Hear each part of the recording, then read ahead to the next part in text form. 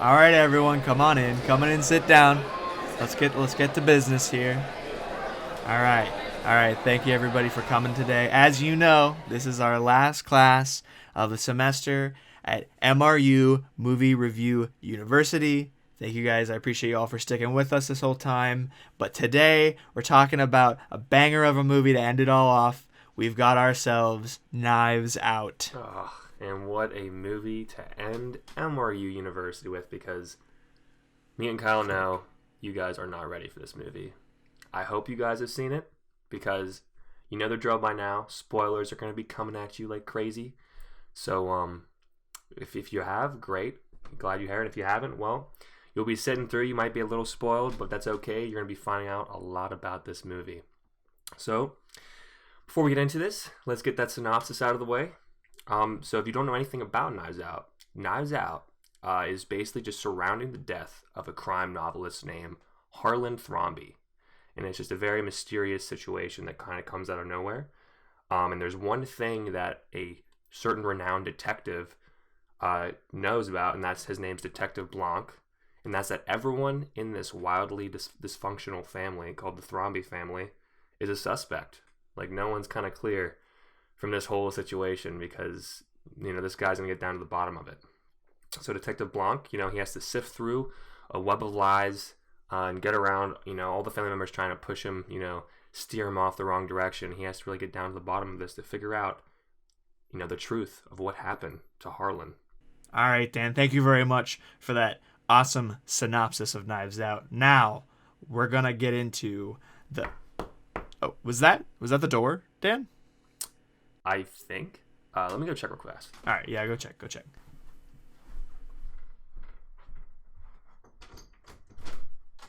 Oh, thank you. What was it? Hey, Kyle. Yeah? Guess what it is today? Nah. It's payday. Yeah. All right. Well, we'll deal with that later, I guess. Yeah. Yeah. Class. It's nothing. We're getting right back to things, all right? Kyle, take it away. All right, everybody. Well, time for us to give our little overview of the movie, Dan. So I'm going to ask you, Dan, what were your overall thoughts of this movie? Overall thoughts? Dude, this movie is just a great movie. Like, if you have nothing going on, you have not seen this movie, this will be a movie night. Absolutely. Like, and a half. Like, and it's a great whodunit mystery. Like, and for being, I don't know if we talked about this. Isn't this, like, its own story? It's not based off anything, right? Yeah, like, this correct. is just, yeah. Like, yeah, it's crazy. It's so good, creative. man. I think So I remember seeing this movie in theaters, and I was just enthralled. Like, this movie, and I remember seeing, like, the cast come out, and I was like, oh my gosh. And I remember, it's a superstar cast. Yeah, absolutely. There's not a bad person in this Ridiculous. movie. It's ridiculous. It really isn't. Yeah, and I think that, you know, for me, when I saw it, I was just so pumped. I actually went and saw it a second time in theaters because I thought it was so good that I don't know. This movie just feels so unique, so fresh, and it's awesome. I love it. Yeah. I love it a lot. Mm-hmm. All good things, man. Yeah. Well, you ready to break down some Yeah, more I was just about specific to say, parts? let's get down to it. We all know what's coming. That It's time. first topic, and it is acting. Again. So, Kyle, of course, how about you start that bad boy off? Yeah, I'm ready, man. Let's go for it. Well, I mean, where do I even start? I mean, there's so many people in this movie. It's just I could literally spend this entire class talking about acting for this movie. Mm-hmm. But you know, I've got some people specifically that I think really killed it.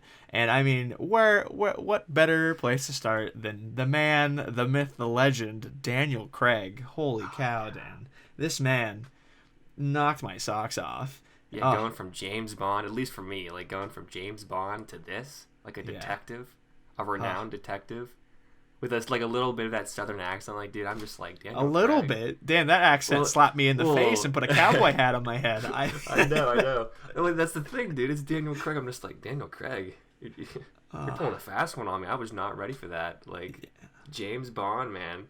Coming out of left field, bro. He just really went so over the top for this movie, and it works so well in this kind of like genre and scenario. Because like I don't know, because I remember when he first started talking, I was like, whoa, and then like as it went, I was like, oh, and I was really down for it, and I was loving it. I think the way he just like is so confident, but like there's just so much to him. Like there are like he seems very just kind of over the top detective kind of guy right off the bat, but then like there's moments where he's just kind of like shrouded in darkness, and you're like, oh, what else is going on here? And then like you find out everything with him being paid by a third party to come in, and yeah, you just don't like, dude. How the mystery unravels, man. Yeah. Like, all the little bits and pieces that connect this. It's really clever. Yeah, no, for sure. Oh man. my I think gosh. that speaking of the mystery unraveling, as you get in the movie a little bit more, a fantastic man shows up named Chris Evans.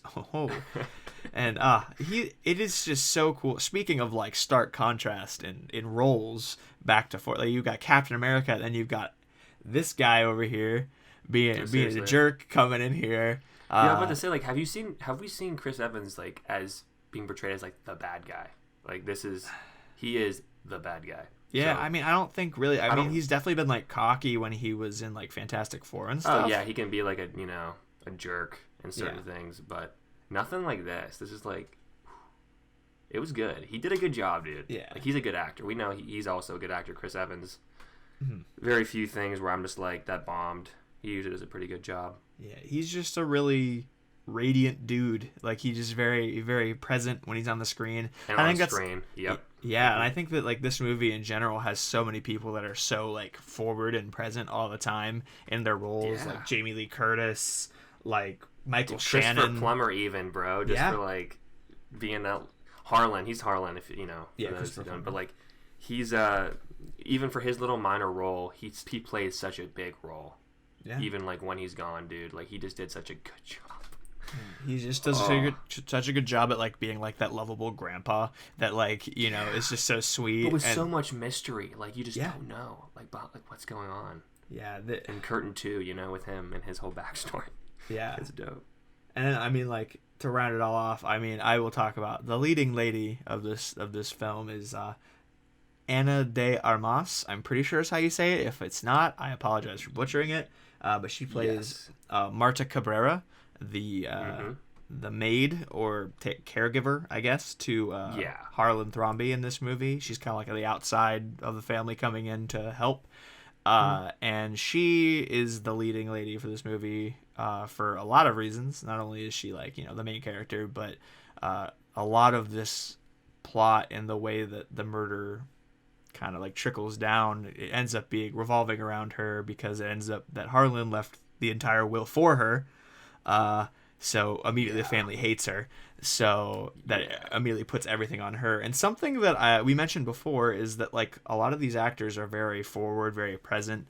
And she does a good job at being like the opposite of that. And it makes it like create even more of like a back and forth. Like everyone's against her because she's a little more quiet. Because she has trouble being confident, like especially with the throwing up when she tells the truth, or when she lies. That's a huge one, dude. I was about to mention like the fact that this poor girl, when she lies, just throws up. That's the worst thing to have, because like it's such an interesting in a plot murder device. Mystery, dude. Like you're done for. Yeah, you could ask questions. Yeah, and it's a really unique way to tell this story because like they have so much. That you could just do a murder mystery, right? But like things like that with like the telling a lie and throwing up, you got to work around that. You got to make that work for you, and it's just Daniel changes Craig the pace. Was really good with that. How their relationship built. His like Detective Blanc and Marta, they kind of have like that in because he trusts her. She's a good person. Yeah. Oh, see, now that we're getting into like some bits and pieces, do we want to move on so we can get to like our favorite parts? Because I feel like that'll be really good. Next, I guess, after covering acting, we could talk about the score.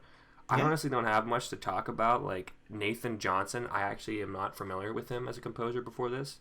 He's actually the first time I heard him in this movie. But it was great. Like, he just set the theme. The first thing, that song called Knives Out, it has, like, a string quartet. Just starts playing. Yeah. And you see, like, a shot of the mansion. And then it's just like, yo, okay, this is the setting I'm getting. it's this feel for a mystery, I'm ready. Like, I was already pulled in right off the bat. And I know, like, you can add what you want to say, but I know, like, Ryan Johnson, they were actually on a collaboration with them. I didn't even know this. Like, Nathan Johnson and Ryan Johnson he put his little bits and pieces for the score as well to kind of really fit this awesome theme, for the whole movie. Yeah, no, I think, like we talked about before, it kind of being like a unique way to tell this story. I feel like the way that they implement the score into this not only makes you be like, oh, it's a whodunit, it's also, its own way of doing it. Like with the strings at the beginning, it just feels kind of brings you into it. And we talk about that all the time when we do these reviews, is that, that score really sets the mood for you, really gets you into that mindset of like what you're watching, whether it be the Marvel movie, the very exciting, powerful stuff. Man, like Wolverine, like, guys, when we did that last one, it wasn't a good impression first off the bat, but this, like, already captivated, which is great. For sure. Well, Dan, I think, we've talked about it a couple times, the director, Ryan Johnson, and I kind of really want to dive in on that a little bit more, because definitely I think he really just created such an awesome piece with this movie. People have questionable feelings about him from other work he's done, which we won't talk about today. But I think that, one questionable work. Yeah, I think, like I've said many times, it's a very unique way to tell this story, because a big thing about it is that, the way that this movie starts, or at least a good little bit into it, is you find out that Marta probably accidentally killed Harlan. So, like, right off the bat, dude, we're just thinking, oh man, he overdosed off the it was morphine, right? Like, she was. I think so. Yeah, it's definitely some kind of drug like that. It was between 2 and, like, oh, dude, it's just, I felt so bad for her in that situation, dude. Imagine being in her steps and just, like, feeling like you gave a serious drug to, like, an elderly person you're taking care of, and they're dead within minutes. Like, and like. Just to mention it, I think that Ryan directed and also wrote this. He also completely wrote the script for it. This is all from scratch. Yep. Yeah, and to have this, like, whodunit, usually you're spending the whole time trying to figure out who did it. Whereas in this one, you find out like 30 minutes in, oh, Marta accidentally overdosed him. Obviously, later on, we find out there's a twist. But there's a huge twist, yeah. Yeah, but Marta, the fact that the entire time you're spending more time figuring out how she's going to get away with it, because you're still rooting for her because it was an accident. But, like, it's just, like, such a unique way to do this, and it just feels so nice. Like, that's why I went and saw it a second time, because I was like, ooh, I love this. No one's done that twist, man. Like, I don't think I've ever seen that coming off right off the bat. No, for real, man. I think Ingenious. This movie really just impressed the crap out of me. And then, diving a little deeper, I think that something about this movie that I really love is that the whole movie feels like it was a stage production, like almost like it's a theater performance, but there just happened to be a camera in the room recording it. Like, the way everyone kind of comes into a scene, the way the shots are framed, it feels like there's an audience sitting there. Like, I'm a part of the audience at a live theater production watching this happen.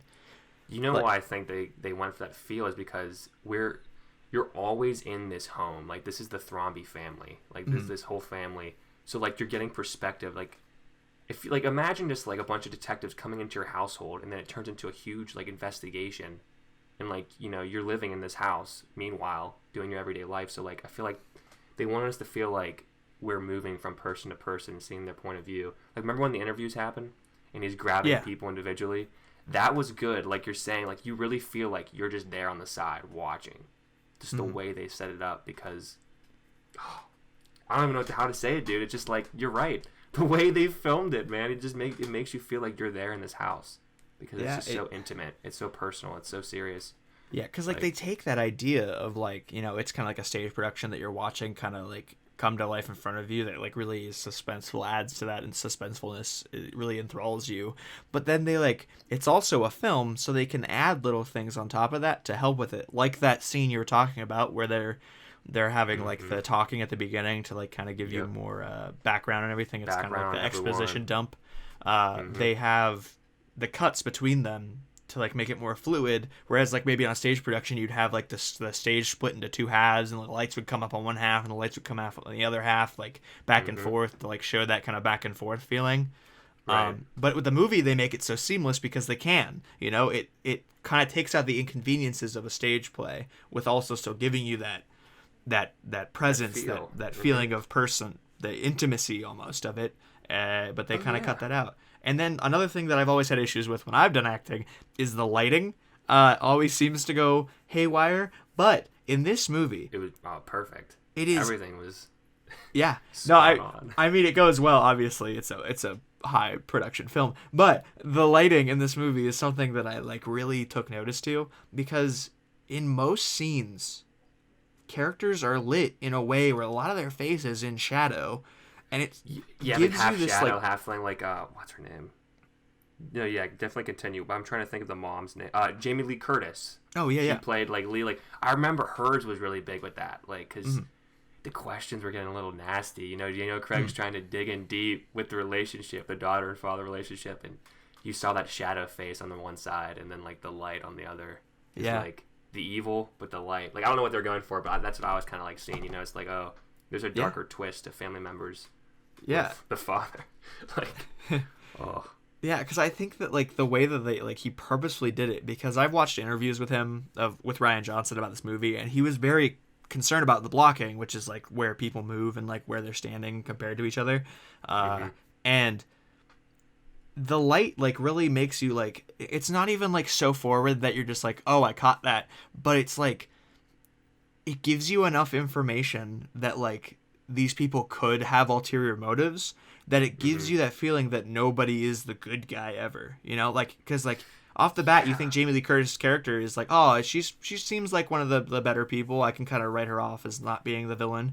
But then she has these moments, like you said, of her getting a little nastier, like asking more nastier questions, and like having that shadow on her face. Like it really keeps you thinking, like, who did it? And at the end of the day, as simple as it can get, that's the goal. And it's really awesome the way that and Ryan that's what you strive to do for whodunit, which they achieved. I wholeheartedly think. Like, it's they awesome. Achieved it. So, I mean, talking about this, let's just get into favorite moments, because I can't, like, wait any longer. Like, we're just talking about all these awesome moments, but, okay. So, what was your favorite moment? Like, if just pick one scene. There's so many. Yeah. Like, just shooting-wise, the whole build-up, how, like, everything about it. What was your favorite scene? I mean, it's really totally tough. Caught you off guard. It's really tough, but I think that, I mentioned before, I really love Daniel Craig's performance in this. There is a moment near the end that lasts, like, maybe 15-ish minutes where Daniel Craig takes Marta, the main girl, and pulls her into the one room and starts breaking down everything that like how this whole mystery unravels. He like takes off his jacket, rolls up his sleeves, he does the donut analogy, the donut hole inside the hole and everything. And I think that has to be like that going into the reveal that actually Chris Evans' character is the bad guy in all of this. Is just phenomenal. I think the way that whole scene breaks down, but specifically, I love Daniel Craig's performance in it, because I found out later on that Daniel Craig came into set the day they were going to do those scenes, and they had a plan to like split it up, do different shots of it, but they ended up doing longer takes of all those scenes because Daniel Craig came in and had everything memorized. He didn't need to take breaks in between things. He was just like, I'm ready. I want to do this. Ready. I want to break it all down. And he just went. And Rian Johnson in the interview was just like, I just could not believe that he was that prepared. He was so into it, and he was ready to go. In the character. Oh, you gotta love that. It's like for us. Do you remember like musicals, like where you like you say you're leading a musical and you need to like you just so invested. You're so in that role that you come in and you have everything ready. You're blowing everyone away because you're just so in character. Like that's awesome. No, seriously, that's awesome. Like good props to him, man. Yeah, for sure, man. Because like, not only is that scene incredibly done, it is really well crafted. It is a beautiful way to like resolve this whole tension. But it also to find out that Daniel Craig came in with that much passion for it just kind of heightened it even more. And I think that's going to give me the edge to make it my favorite moment, I think. But Dan, I want to hear yours, right. Dan. What do you got? Yeah, so mine's different. I'm surprised that's yours. Mine's actually, I know it happened pretty fast, but when Marta is with Harlan, and she's taking care of him, in that split second when the morphine hits and her shock of face is just like, I basically just killed you, like you have minutes to live. And Harlan's kind of just laughing at first, didn't really realize, like, calm down, like, are you serious? Like, is this happening?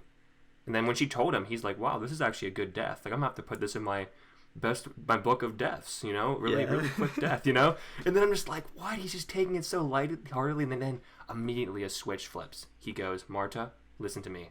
This is not your fault. I don't want you to get in trouble. Your mom, everything. Like, showing how much he cares for her. And the crime novelist that he is just whips up this surreal plan of her escape and being able to avoid being caught. Like, in a matter of minutes. I don't think people realize how fast Harlan thought of all this, dude, and she did it all. Like, you remember, like, going out of the window, the tracks, the covering, the dogs, keeping everything into consideration. How fast this amazing plan happened to keep her safe. Like, dude, that just, like, was so amazing to me. I don't know about you, but, dude, I just could not believe that scene. Yeah. Like, it was impressive to me. I mean, you're right. Because, like, I think that a lot about this movie is that, like, it heightens these characters in the way that they are, their backgrounds in the way that they do things. Like with Daniel Craig being a very big detective, you know, he has moments where he just breaks down things so well. But with this, like, you know, he's a writer. He, like, has these incredible mystery things. And that scene just kind of heightens his background even more, even though he's barely... Dude, he's barely on the screen. Like, he really is only, like, in the first little bit of this movie. It's still, they give him such gold to act in this. It is awesome. Yeah, dude. It's very cool. Very cool writing. Yeah. But that's my scene, dude. Like, that was just my favorite. Yeah, I think those were some solid favorite moments. Yes, sir. Yes, sir. Well, class, we know what time it is. Yeah. It is rating time. It's that time. It is time. So, would you like to start, Kyle, or would you like me to start? You know what, Dan? I'll let you go, man. I think. Let me go, because I have no problem. After everything we have said, class, and just, like, taking this all into consideration, this movie, I don't even really need to go into much more. Like, you know, I said my bit. I wholeheartedly think this is a 4.5. And 4.5 out of 5. I think I could have gave it a 5. Honestly, it got a 97% of Rotten Tomatoes, you know. 15 nominations at the Emmy, but 4.5, I'll stick with that. Yeah, we won't go overboard. But it's a really interesting number, Dan, because... Oh, no. What is yours, Kyle? I'm also giving it a 4.5. Yeah. But I'll tell you why it doesn't hit that 5 for me. Okay. And I think that there is naturally a little bit of, like, a whirlwind of, like, information that hits you right off the bat that I think probably could have been done in a way that was a little bit less overwhelming. Yeah, like, just too much, you know. Yeah.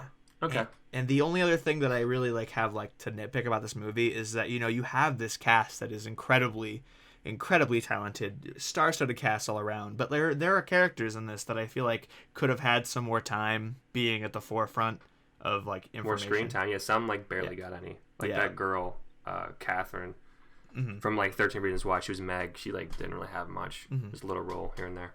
Jaden Martell, he plays the son, Jacob Thromby, the younger boy that's always on his phone.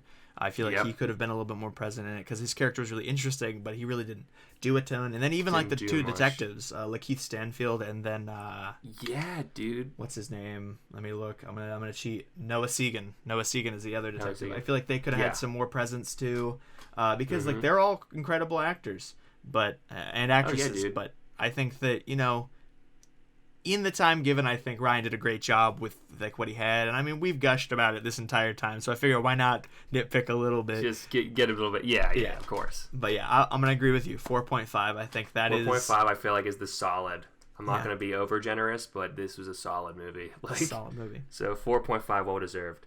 Absolutely. Well, class, you heard it. There it was, the final bell. There it is. It's a little bittersweet. A little bit. I mean, thank you guys for coming. Thank you guys for enjoying the semester.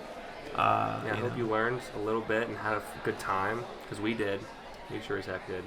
Yeah, I think we had a blast teaching the class, and who knows, Dan, maybe I'm about to say we'll get cleared.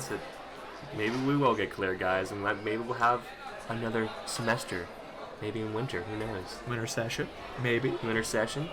But please spread the word, though, if that does happen. Like, spread it to other students that you think would love this class. Anyone interested? Any questions or comments, please feel free to, shoot them our way. Yeah. And if you did like it and you want to see another semester of this fantastic class, why don't you go ahead and share this podcast on Yes. socials? Why don't you give it a like? Maybe subscribe to the podcast channel that you're listening to this on, and just let people know what's up. Let them know to take this class, because I mean it'll get you to that graduation day a little bit faster. Indeed it will, and we'll have many more great, who knows, movies, suggestions, whatever you guys suggest, and we might cover them. Yeah, More let to us come. know. Well, class, thank All you right, all Kyle. for tuning in, and we will see you guys in the next class. Yes, we will. Well, Dan, Yeah, Kyle? I think it's time. Yeah, it's time. Let's get out of Let's here. get out, man. It It's was a good great. time. It's a good time. But it's time It to go. is. See you next time. See you later, Dan.